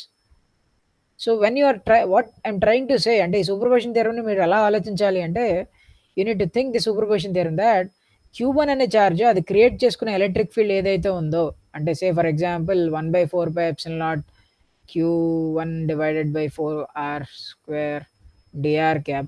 Okay, this electric field will not get affected because there is a Q2 charge. అంటే పక్కన Q2 ఉండటం వల్ల దాని ప్రాపర్టీని ఏం చేంజ్ చేసుకోదు. Just like you don't change your character because there is some other person sitting beside you, అంతే కదా. So that is your own property, అంటే అది నీ స్టిగ్మా, నీ character. So you don't change it. So in the same way Q2 దాని own character, it has its own electric field, అంటే దాని చుట్టూ దాని ఓన్ ఫోర్స్ ఫీల్డ్ ఉంటుంది. Q1కి దాని ఓన్ ఫోర్స్ ఫీల్డ్ ఉంటుంది. ఒక ఫోర్స్ ఫీల్డ్ పక్కన Q2 ఉండటం వల్ల దాని ఫోర్స్ ఫీల్డ్ ఏం మారిపోదు. కానీ ఈ రెండు ఫోర్స్ ఫీల్డ్లు ఒకేసారి ఉండటం వల్ల ఓవరాల్గా ఈ Q2 Q1ని కంప్లీట్గా నువ్వు ఒక సిస్టమ్ కింద తీసుకున్నావు అనుకో, instead of considering Q1 as one system, Q2 as a separate system, if you now try to include both as a single system or ఇదంతా కలిపి ఒక కాన్ఫిగరేషన్ అని తీసుకున్నావు అనుకో, ఇప్పుడు ఈ రెండు కలిపి ఎలాంటి ఫోర్స్ ఫీల్డ్ని క్రియేట్ చేస్తాయని అడిగినప్పుడు then you can add the force fields because of the individual setups, right. So అంటే you need to think about the system like this, and the implication enti, what is the implication of this ante here is an interesting implication which I want to talk. Say for example, there are two charges on the x-axis ఇందాకలాగే, but they are not opposite charges, but they are same charges, same plus q ఉంది, ఇక్కడ కూడా plus q నే ఉంది. If you now ask me what is a field at the origin, because here ఈ positive charge ఏమో this tries to push the force in this direction, అదే ఈ positive charge it also pushes this ఇక్కడ ఉన్న particle ని same force తో opposite direction push చేస్తుంది. So the net electric field at this location will be equal to 0. Origin దగ్గర the electric field becomes 0. So అంటే ఈ రెండు చార్జెస్, సో అంటే ఫర్ ఎగ్జాంపుల్ ఈ రెండు చార్జెస్ని ఇక్కడ పెట్టడం వల్ల ఇక్కడ ఎలక్ట్రిక్ ఫీల్డ్ 0 అవుతుందంటే, does that mean both charges don't exhibit electric field at that location? అంటే ఇక్కడ ప్లస్ క్యూ చార్జ్ ఇక్కడ ప్లస్ క్యూ చార్జ్ ఉంటే ఇక్కడ ఎలక్ట్రిక్ ఫీల్డ్ 0 అంటున్నా అంటే, డస్ దట్ మీన్ ఇక్కడ అసలు ప్లస్ క్యూ అనే చార్జ్ అసలు ఎలక్ట్రిక్ ఫీల్డ్ అనే ప్రాపర్టీనే అక్కడ ఎగ్జిబిట్ చేయదా? మైనస్ క్యూ అనే చార్జ్ కూడా అక్కడ ఎలక్ట్రిక్ ఫీల్డ్ ప్రాపర్టీ ఎగ్జిబిట్ చేయదా అంటే లేదు, చేస్తుంది. Okay, plus q charge is also exhibiting the property of electric field there, minus q charge is also exhibiting the property of electric field there, but because both properties are opposing, అక్కడ the resultant effect looks like that there is no electric field there. అంతేగాని అక్కడ electric field లేదు అంటే అసలు అక్కడ charges electric field create చేయట్లేదు అని కాదు. Okay, you should not think like the charges are not creating electric field there. there is electric field, so the charges will always have electric field around them. Okay, ఎక్కడో ఒక location దగ్గర of చేసావు, that usually happens when you put group of charges, right? Maybe let us take a phenomena like this. ఒక plus q charge ఉంది, దాని చుట్టూ దాని పక్కన ఏం చేశానంటే ఒక మెటీరియల్ పెట్టాను. అంటే సూపర్పొజిషన్ ప్రిన్సిపల్ ఏమనుకోవచ్చు అంటే, a significant consequence of superposition principle is that matter cannot block electric field. Electric field can penetrate through matter. Okay, usually this is very commonly misunderstood point. Okay, ante are you trying to say that electric field can penetrate through my body, that electric field can be there, penetrate through all the objects? Ante I'm not talking about particularly ante will I feel the force ante sir అంటే మీరు ఏమంటున్నారు, ఇక్కడ ఒక plus q charge ఉంది, నేను ఇక్కడ నించున్నానంటే నా నుంచి ఫీల్డ్ వెళ్ళిపోతుంది అంటే నాకు ఫోర్స్ ఏమైనా తెలుస్తుందా అంటే, that is not what I'm trying to say here. What I'm trying to say is that electric field అన్నది ఈ చార్జ్ చుట్టూరు ఎప్పుడూ ఉండే ఒక ప్రాపర్టీ అని అన్నాను. Okay, we need to imagine that everywhere there is electric field around the charge. Okay, so ఒక సడన్గా నువ్వు ఇక్కడ ఒక మెటీరియల్ పెట్టావు అనుకో, ఈ మెటీరియల్ పెట్టడం వల్ల అరే ఇక్కడ మెటీరియల్ ఉంది, సరే ఇక్కడ నేను ఎలక్ట్రిక్ ఫీల్డ్ని డిస్ప్లే చేయనులే అని చార్జ్ ఏమి ఇక్కడ ఎలక్ట్రిక్ ఫీల్డ్ ఆపేది. ఓకే, అంటే సే ఫర్ ఎగ్జాంపుల్ ఎలాంటి సినారియో ఒకటి తీసుకోండి, ఇక్కడ ఎవరో ఏంటంటే ఒక ప్లస్ క్యూ చార్జ్ ఉంది, దాని పక్కన ఒక మెటీరియల్ పెట్టారు. So let us imagine that ఈ మెటీరియల్ పెట్టడం వల్ల ఇటువైపు ఎలక్ట్రిక్ ఫీల్డ్ 0 అయిపోయింది. ఓకే, ఇక్కడ ప్లస్ క్యూ చార్జ్ పెట్టి ఈ చార్జ్ ముందు ఏంటంటే ఒక స్క్రీన్ లాంటిది ఏదో పెట్టారు. ఇక్కడ ఈ మెటీరియల్ పెట్టడం వల్ల ఏమైందంటే ఇటువైపు అంతా ఎలక్ట్రిక్ ఫీల్డ్ 0 అయిపోయింది. ఇది లేకపోతే ఇక్కడ నాన్ జీరో ఎలక్ట్రిక్ ఫీల్డ్ ఉంటుంది, బట్ ఈ మెటీరియల్ పెట్టడం వల్ల ఎలక్ట్రిక్ ఫీల్డ్ 0 అయిపోయింది. సో ఈ మెటీరియల్ పెట్టడం వల్ల ఎలక్ట్రిక్ ఫీల్డ్ 0 అయిపోయిందంటే డస్ దట్ మీన్ అంటే is the material blocking the electric field? అంటే ఈ ఎలక్ట్రిక్ ఫీల్డ్ని ఇటువైపు రాకుండా ఆ మెటీరియల్ ఏమైనా అడ్డుకుంటుందా అంటే ఏమీ అడ్డుకోవట్లేదు. A material cannot block electric field, that is what I'm trying to say. So ఏంటంటే వెన్ ఐ సే అంటే ఇక్కడ ఈ మెటీరియల్ ఉన్నా లేకపోయినా, ఓకే, ఇక్కడ ఈ మెటీరియల్ ఉండడం వల్ల ఏం జరిగిందన్న తర్వాత విషయం. ఈ మెటీరియల్ లేనప్పుడు still the charge has electric field everywhere around it. Okay, but when you put a material in the middle, ఈ మెటీరియల్లో ఏమవుతుందంటే because there is a positive charge inside the material, negative charges will come on to the one side and the positive charges will go on to the other side. So ఇలా charges induce అవుతాయి, there will be induced charges. ఈ positive charge ఇక్కడ పెట్టడం వల్ల కొంత charge induce అవ్వచ్చు. So ఆ induced charge అంటే ఏంటంటే ఇంతకుముందు this is a neutral object, but నువ్వు ఇక్కడ పాజిటివ్ చార్జ్ పెట్టడం వల్ల ఈ ఆబ్జెక్ట్లో కొత్తగా నెగిటివ్ అండ్ పాజిటివ్ చార్జెస్ రావచ్చు. సో ఈ వచ్చిన నెగిటివ్ అండ్ పాజిటివ్ చార్జెస్ కూడా దీని చుట్టూ ఎలక్ట్రిక్ ఫీల్డ్ క్రియేట్ చేయొచ్చు. అంటే ఈ పాజిటివ్ చార్జ్ క్రియేట్ చేస్తున్న ఎలక్ట్రిక్ ఫీల్డే కాకుండా నువ్వు ఈ పాజిటివ్ చార్జ్ని ఒక మెటీరియల్ పక్కన పెట్టడం వల్ల అందులో ఇండ్యూస్ అయిన చార్జెస్ కూడా they can also start to create a field around them అనుకోవచ్చు కదా, because they are also having అంటే ఆ మెటీరియల్లో కూడా చార్జెస్ వచ్చాయి కాబట్టి. So I can assume that this material is also having an electric field around it. And what is happening is the electric field created by this plus q charge here and the electric field created by this induced charge here are cancelling out, and the overall electric field is becoming zero. అంతేగాని ఈ material ఏమి electric ఫీల్డ్ని block చేయట్లేదు. Okay, so at every point in the space, so this is a property, electric field is a property of that charge, ఆ చార్జ్కి property నాన్న. So try to understand this. Okay, so ఇది అర్థం చేసుకుంటేనే you can understand the phenomena of the wave, means field phenomena అర్థమైతేనే మీకు అంటే the property of the field అర్థమవుతుంది. ఎందుకంటే యూజువల్గా ఫీల్డ్ అంటే ఉంటుంది చుట్టూ ఫోర్స్ ఫీల్డ్ అని చెప్తారు, బట్ సూపర్పొజిషన్ ప్రిన్సిపల్లో there is lot of points that you need to understand, which gives you a good understanding about the electric field concept. So that is why I'm trying to induce you with this concept. Okay, anyways, I hope you got some fair review here. So let me take an example, and so that you can get an even better idea.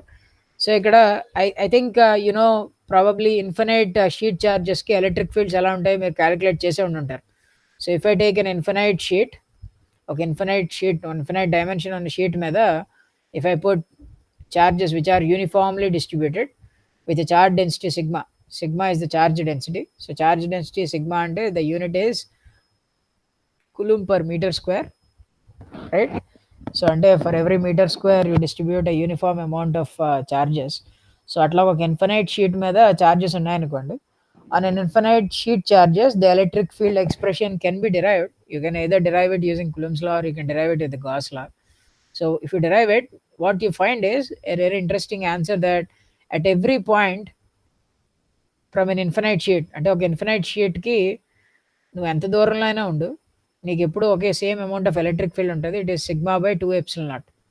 Okay, and the electric field is always normal to the surface. So ఇటు side అయితే ఈ డైరెక్షన్లో ఉంటుంది, ఇటువైపు అయితే in the other, అంటే it is always going out because it's a positive field. The vector field is always like going out, and it is always uniform. అంటే ఆ ఫీల్డ్ ఏంటి అంటే ఇది ఎందుకు అంత ఇంట్రెస్టింగ్ కాన్సెప్ట్ అయింది అంటే, say for example if you have a sphere, ఒక స్పియర్ మీద చార్జ్ పెట్టారనుకోండి, if you put charge on a spherical surface and if you try to calculate what is electric field at some random point, the electric field will falls off as 1 by r square. Okay, ఒక line మీద charge పెట్టారనుకోండి, if you put on an infinite line charge, then the electric field will be falling off as the perpendicular distance rho అనుకుంటే it will be inversely proportional to rho. So 1 by rho లో పడిపోతుంది. కానీ if you take a sheet charge, ఒక infinite sheet charge తీసుకున్నారనుకోండి, the electric field will not fall with anything. Okay, the electric field is a constant. అంటే meaning ఏంటి constant అంటే, నువ్వు ఈ sheet నుంచి 1 మీటర్ దూరంలో ఉన్నావు అనుకో, ఈ పాయింట్ దగ్గర ఎలక్ట్రిక్ ఫీల్డ్ ఎంత అని అడిగితే సిగ్మా బై 2ε0. లేదు ఆ ఫీల్డ్ని ఆ షీట్ నుంచి 10 మీటర్స్ దూరంలో ఉన్నావు అనుకో, అక్కడ కూడా నీ ఫీల్డ్ ఎంత అంటే సిగ్మా బై 2ε0. ఈ ఫీల్డ్ నుంచి 1000 మీటర్స్ దూరంలో ఉన్నావు అనుకో, అక్కడ కూడా నీ ఫీల్డ్ ఎంత అంటే sigma by 2ε0. See this is a very interesting thing, right? అంటే ఏంటి, ఒక ఇన్ఫినైట్ షీట్ ఛార్జ్ కానీ నువ్వు తయారు చేయగలిగితే ఈ లోకంలో నువ్వు ఎక్కడికి వెళ్ళినా everywhere you will have a same amount of electric field and it will be uniform everywhere with value of sigma by 2ε0. Okay, that means you will have electric field even at infinity. యూజువల్గా ఏంటంటే charge డిస్ట్రిబ్యూషన్స్కి as you go to far and far away the field should go to die off to zero, but for this kind of infinite sheet it will never die of. Infinity దగ్గర కూడా sigma by 2ε0 ఉంటుంది. Okay, so why it happens like that anadi I leave it to you so that you can think about it. Okay, it's an interesting point to think about. Okay, but anyways ఏంటంటే ఇట్లా ఒక infinite sheet ఉన్నప్పుడు దాని చుట్టూ electric field ఎలా ఉంటుంది అన్నది expression. I hope you remember it. I don't know whether you remember it or not, but anyways I'm trying to make you remember it. So it is sigma by 2ε0. So infinite sheet అంటే ప్రతిసారి ఇట్లా sheet draw చేయను నాన్న, simply ఇట్లా ఒక line draw చేస్తూ ఉంటాను.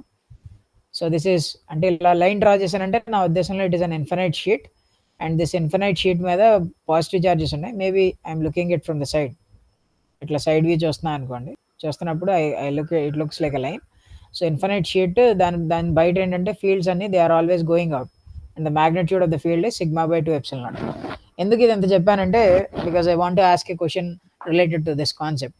Okay, so ఇక్కడ I guess you all know the capacitors, right? Capacitors గురించి అందరికీ తెలిసిందే, నాకు ఇదేం కొత్తది కాదు.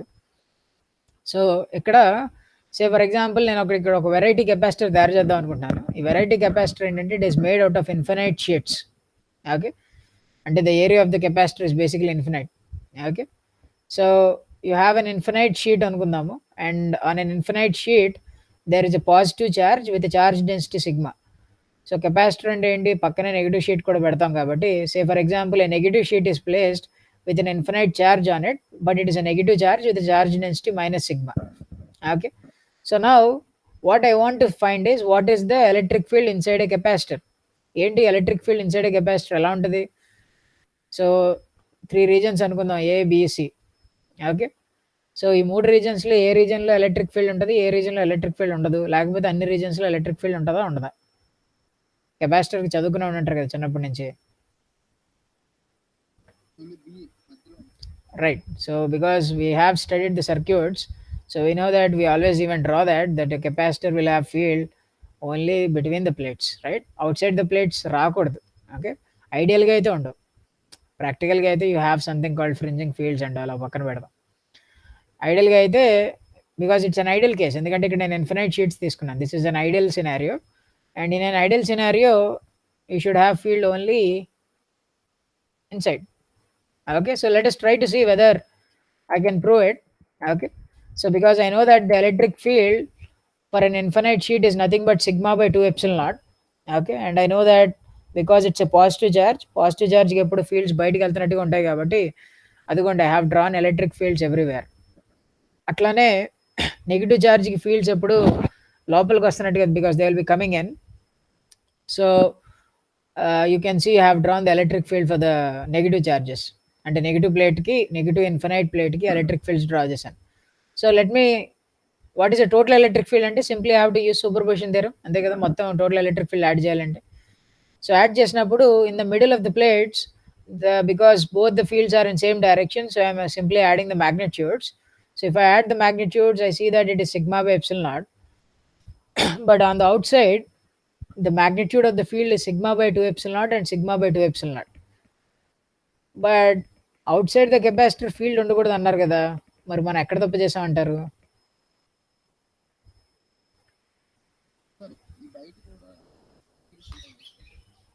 అంటే దేనివల్ల వెయిట్ ఎక్కడ ఉంటాయి ఫీల్డ్స్?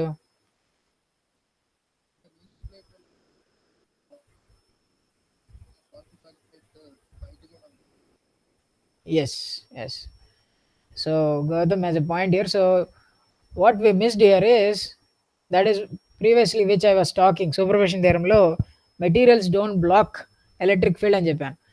ఇక్కడ నేను ఎలక్ట్రిక్ ఫీల్డ్ ఎందుకు డ్రా చేయలేదు అంటే, యూజువల్గా ఇలా డ్రా చేసి ఇలా తీసుకున్నప్పుడు, ఓకే, ఇలా తీసుకున్నప్పుడు పాజిటివ్ ప్లేట్ వల్ల ఎలక్ట్రిక్ ఫీల్డ్ అంటే ఇక్కడ డ్రా చేసాం, ఇక్కడ డ్రా చేసాం. అరే ఇక్కడ కూడా డ్రా చేయొచ్చు కదా, ఇక్కడ ఎందుకు డ్రా చేయలేదు? సరే ఇక్కడ ఎందుకు డ్రా చేస్తాము, మధ్యలో నెగిటివ్ ప్లేట్ అడ్డు ఉంది కదా, ఇటుపక్క డ్రా చేయకూడదు సార్ అనొచ్చు. సరే నెగిటివ్ ప్లేట్కి డ్రా చేశాను అనుకోండి, నెగిటివ్ ప్లేట్కి ఫీల్డ్స్ డ్రా చేయరా అంటే ఇక్కడ డ్రా చేశాను, ఇలా డ్రా చేశాను ఫీల్డ్కి. ఓకే, ఇక్కడ కూడా డ్రా చేయొచ్చు కదా, నెగిటివ్ ప్లేట్ వల్ల ఫీల్డ్ అంటే ఇచ్చా అలా డ్రా చేయకూడదు సార్, మధ్యలో పాజిటివ్ ప్లేట్ అడ్డు వస్తుంది కదా. Okay, so that is what I was trying to say, that the fields are not blocked by the matter. Matter ఉండడం వల్ల ఆ ప్లేట్ ఎగ్జిబిట్ చేసే ఫీల్డ్ ప్రాపర్టీ ఏం మారిపోదు. The field is everywhere around the plate, right? So అంటే what do I mean by this is, if I think about a positive plate alone, the positive plate actually exhibits field here also, ఇక్కడ కూడా ఉంటాయి, ఇక్కడ కూడా ఉంటుంది, everywhere there is field. అలాగే if I only think about the negative plate, then the negative plate is also having fields here, it can also have fields here in this direction, right? It can have fields here in this direction, everywhere it can have fields. So now if I put all this together, now you can see that outside the capacitor, you can see that the fields are always, ante prati point daggara the fields are always in opposite direction. So that is why the net field outside the capacitor is always zero in an ideal scenario like this. Okay, so this is what I was trying to say when to explain you that the matter does not block electric fields, right? So I hope you got my point. So I hope you can also answer this question with the explanation which I have given to you. So here, as the question says, so ఇక్కడ ఒకటే plate ఉంది నాన్న. Say for example there is an infinite plate with positive charge on it and there is a point P here. అలా కాకుండా ఇంకో scenario ఏం తీసుకుంటామంటే there is a positive plate and there is a negative plate and again there is a positive plate. ఇలా ఉన్నప్పుడు ఇక్కడ తీసుకున్న P అనే పాయింట్ దగ్గర ఏ పాయింట్ దగ్గర ఎలక్ట్రిక్ ఫీల్డ్ ఎక్కువ ఉంటది. Which point will have the biggest electric field. Whether in case A you will have biggest electric field, or whether in case B you have biggest electric field, or basically you have same electric field in both cases.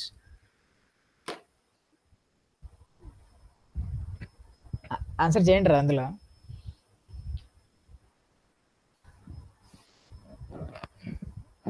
On చేశాను. I have on the class point app. You can post your answers there. Let us see whether it is same or whether it is A B. Answer అంటే చూద్దాం.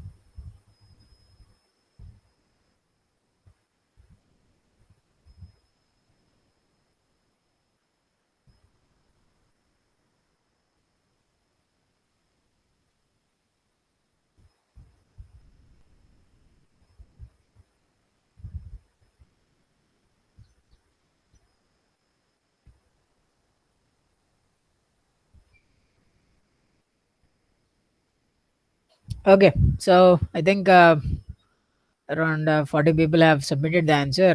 So let me stop the submission.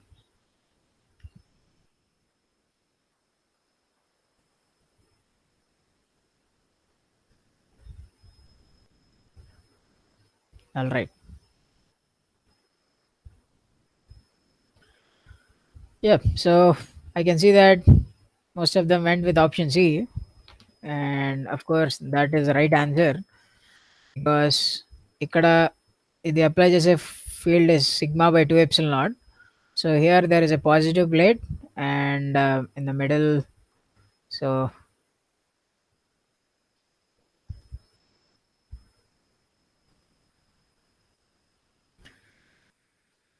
positive plate and there is a positive plate and in the middle there is a negative plate. Arre.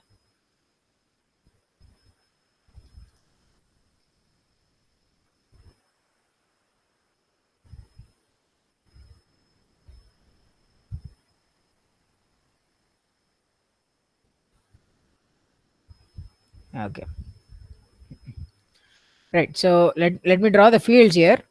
So P అనే point ఇక్కడ ఉంది కాబట్టి ఈ point దగ్గర negative first positive plate ఏం field create చేస్తుందో చూద్దాము. So the positive plate this is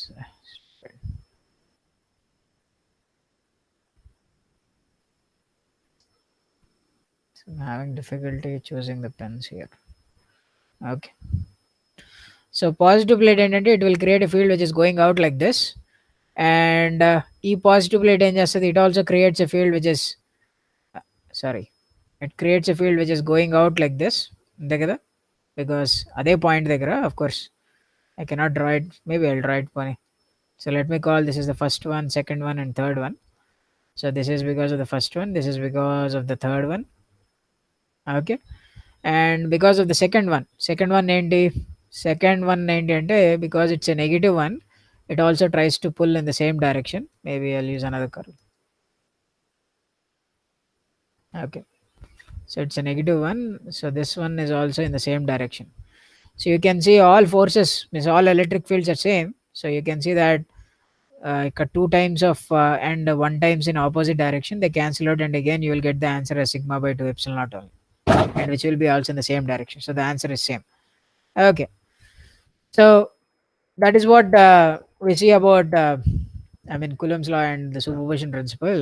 And if we talk about the next concept, which is Gauss law, okay, I think you know the Gauss law, that if a charge density is given or some charge distribution is given, and if you take a closed surface around this charge distribution, and say for example charge avanivanడి, discrete charges avanivanడి, q1 q2 Q3 ఇట్లా discrete లొకేషన్స్లో ఉన్న charges అవనివ్వండి, లేకపోతే there is a continuous charge distribution, right? So some charge distribution rho of x, y, z అవ్వచ్చు, right? Or it can be a surface charge distribution, or it can be a line charge distribution. Some kind of charge distribution is there, and it is creating electric field everywhere. అంటే ఈ charge డిస్ట్రిబ్యూషన్కి దీని చుట్టూ some kind of electric field ఉందనుకుందాం at every location. And if you choose any closed surface around the charge distribution, okay, and if you try to calculate what is a flux, right, what is electric flux that is coming out of this closed surface, ఈ closed surface లోంచి వస్తున్న flux ఎంత అన్నది calculate చేశారనుకోండి for the electric field, that will be equal to the amount of charge, the total charge that is present inside divided by epsilon naught. So if you want to calculate the total charge, then you have to do the volume integration for the charge density. So because the charge density is nothing but coulomb per meter cube, so అంటే per meter cube అంటే for a volume dv, ఒక చిన్న dv అనే వాల్యూమ్లో సే for example రో అనే charge ఉందనుకోండి, charge density. So if you want to calculate the total charge in the complete volume, you basically have to do the volume integration మొత్తం ఛార్జ్కి, డెన్సిటీకి. So this is how your Gauss law is. I think this is not a new law. You also know about this. In fact, you can also apply the divergence theorem, and you can also convert it to like because దీన్నే volume integral of del dot of E bar dV అని రాసుకోవచ్చు. And if you equate the both integrations, you get this principle like del dot of E bar is equal to rho divided by epsilon naught. Okay, so which is nothing but the Gauss law in point form. So this is point form expression, and this is integral form expression. So that is enough for you to make you remember about Gauss law. So let us answer some few questions regarding the Gauss law. So what is a, say there is a q and a charge on the, and here is a spherical surface. So what is the total flux going through this surface? So I have activated the option, so you can give your answers.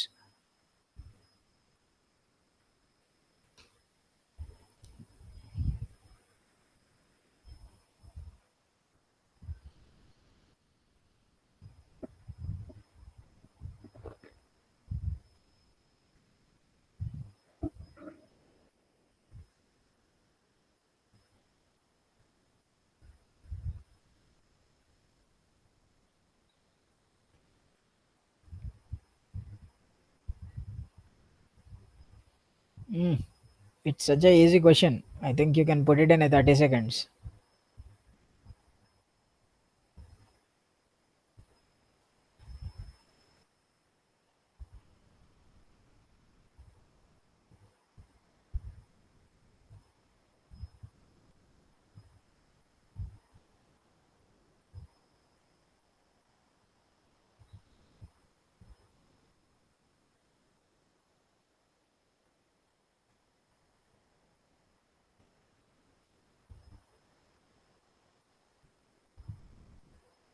All right, so let me see the answers. Okay, so let us close the submission.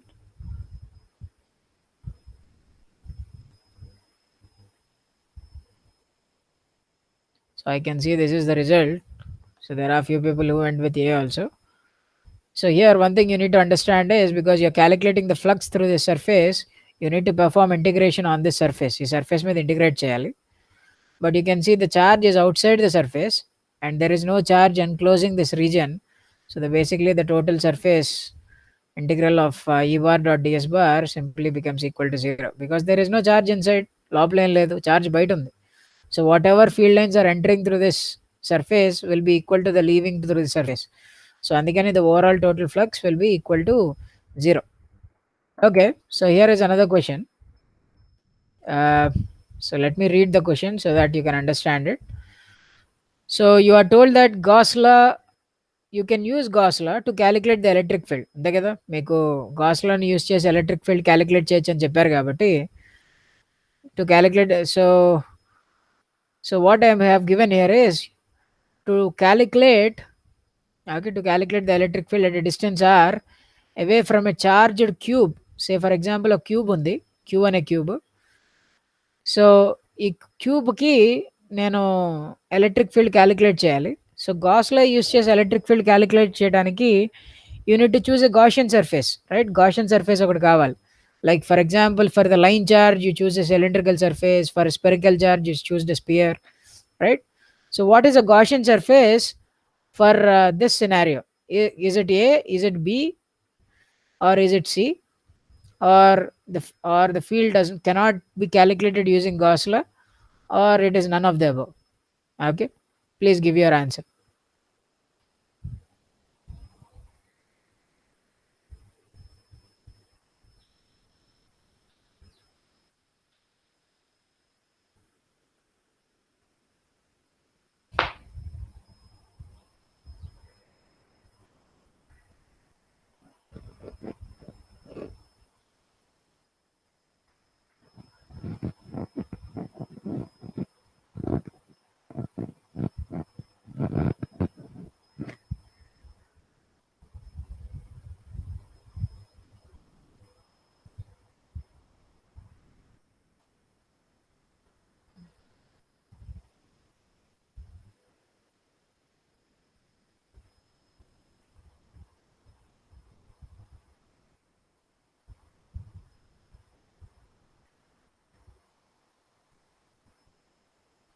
All right, so let us see what is an answer.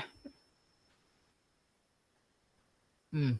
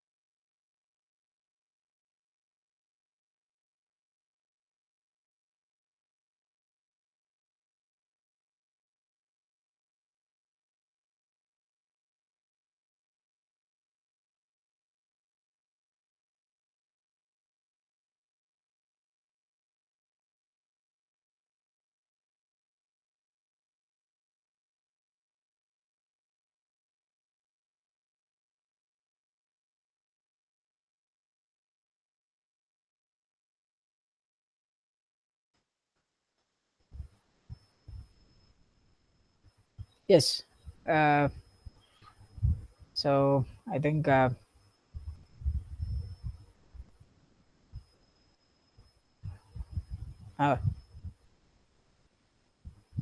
so I can see that most of the results went with option A and B.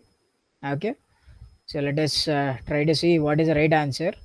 Probably they went with option A because they felt like it looks like almost like a blob kind of thing. It's better to put it in a sphere. Okay.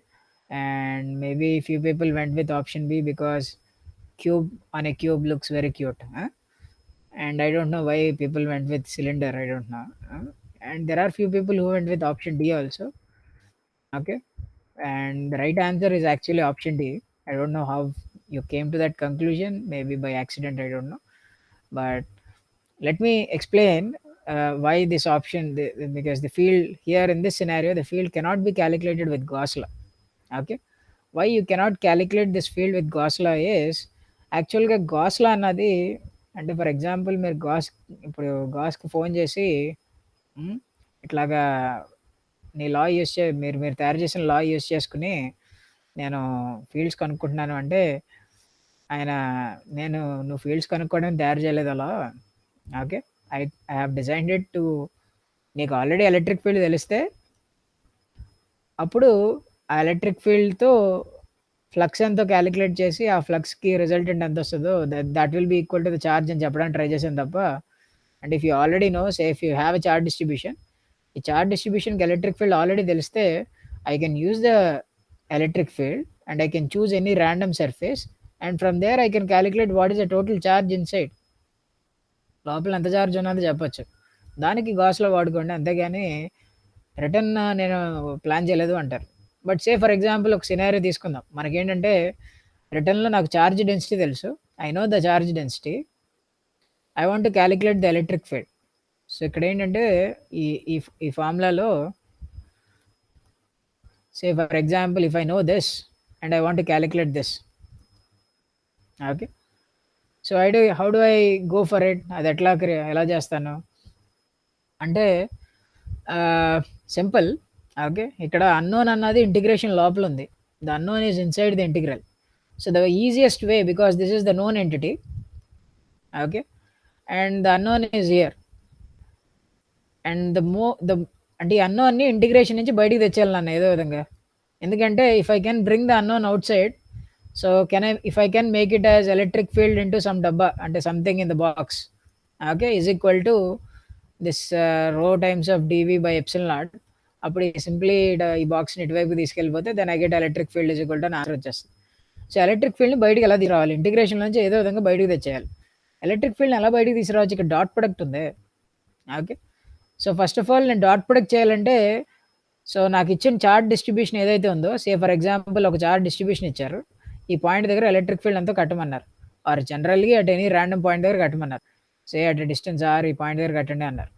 కట్టమన్నప్పుడు first of all ఈ point దగ్గర electric ఫీల్డ్‌కి direction ఏముంటదో నాకు ముందే తెలియాలి. అదేంటి sir కట్టకుండా ముందే ఎలా తెలిసిపోద్ది అంటే, యూ హ్యావ్ టు ఎస్టిమేట్.